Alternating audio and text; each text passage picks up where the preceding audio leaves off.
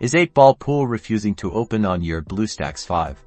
Don't worry, this quick fix will get you back in the game in under 2 minutes. First, let's dive into your BlueStacks settings.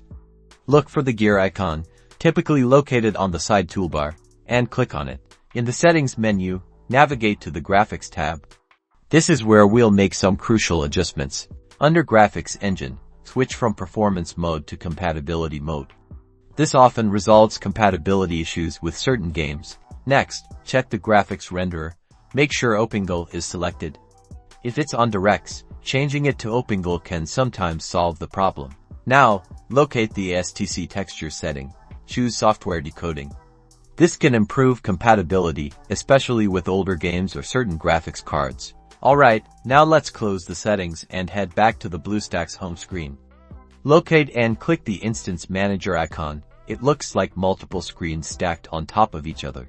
In the Instance Manager, select the instance where you are having issues with 8-ball pool and close it completely. Now, click Start to relaunch the instance. That's it. With these simple tweaks, 8-ball pool should now launch without any problems.